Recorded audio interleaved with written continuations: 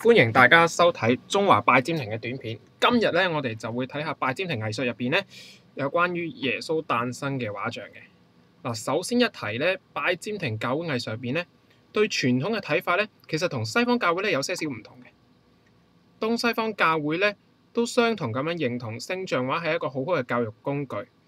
對識字唔多啦、想像力唔強嘅人咧，其實係可以更加方便咁進行教理講授。例如將一啲抽象嘅信理啦，或者將聖經故事畫出嚟。所以聖像畫咧，其中一個功能咧就係教育。但係東方教會比西方教會咧更加強調呢一方面。佢哋嘅藝術家咧唔講自己喺度畫畫，佢哋係喺度寫聖像，就好似神學家寫書一樣。拜占庭藝術家認為自己肩負住呢個傳揚正統信仰嘅責任，所以佢哋唔願意自己喜好咧左右聖像畫嘅創作。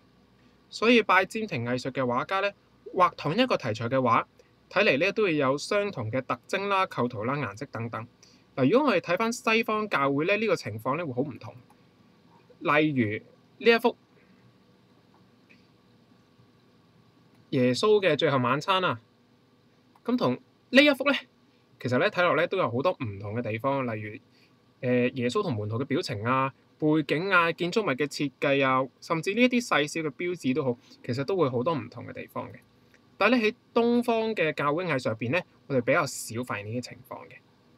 其實咧，東方教會嘅藝術家咧喺呢一個方面，其實係好值得我哋學習嘅。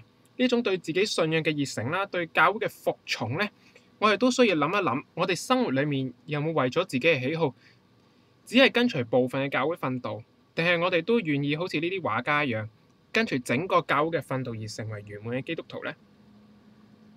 好，讓我哋睇翻今日嘅主題。我哋今日咧一齊咧就欣賞下拜占庭藝術入邊咧耶穌誕生嘅畫像。嗱，呢一幅咧其實係一幅好典型嘅耶穌誕生。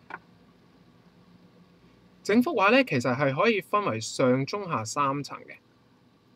喺最上層呢度咧有天使啦，代表天主嘅手啦、星同埋光啦。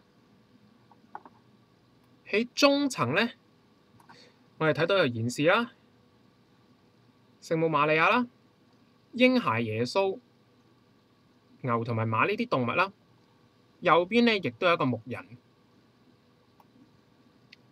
喺最下層咧，我哋見到呢一個咧就係耶穌嘅義父聖約瑟，有個老人同佢講緊嘢，一棵樹同埋一個女人咧幫另外一個嬰孩耶穌沖涼嘅。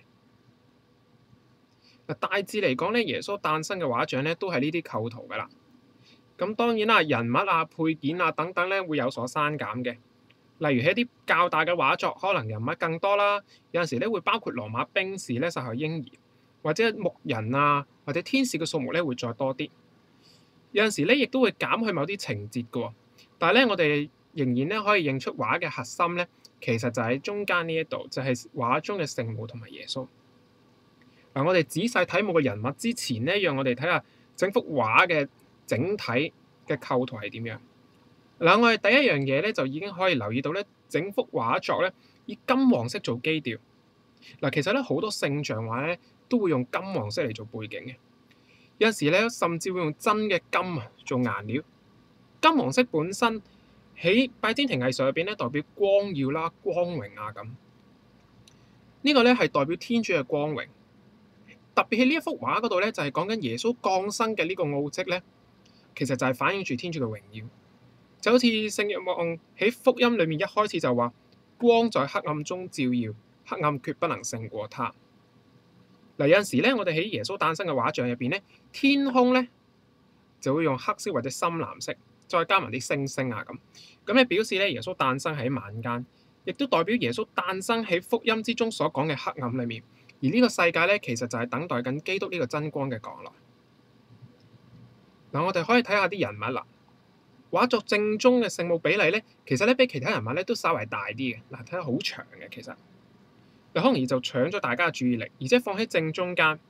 構圖上面咧已經顯示咗整個畫嘅重心咧就喺呢一度。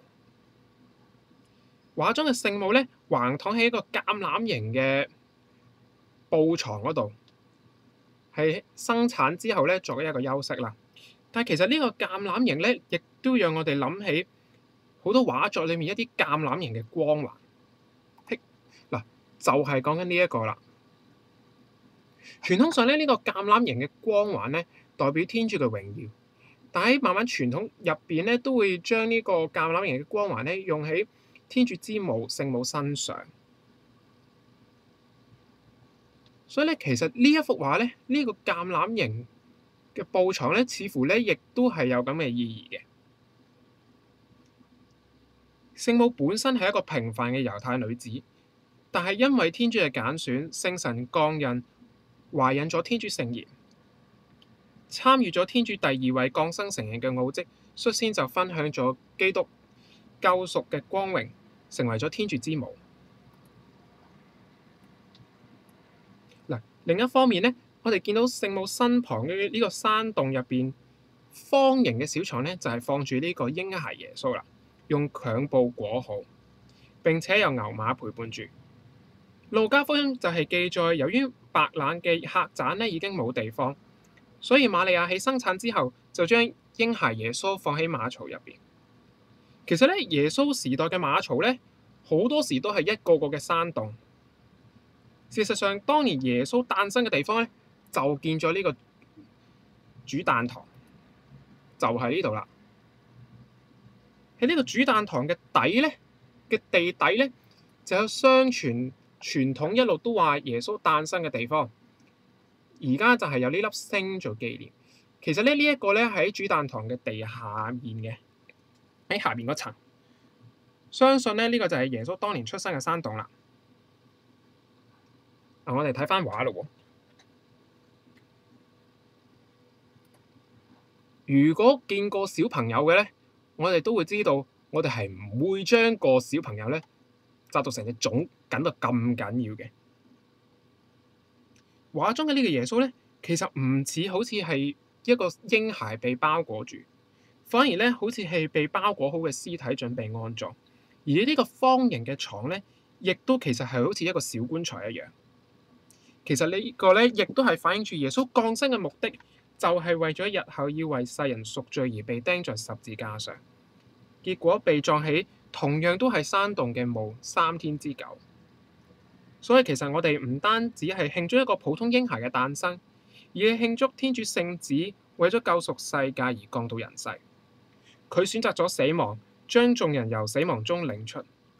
畫中嘅耶穌雖然係一個嬰孩耶穌，但係其實亦都係預告咗佢將來嘅死。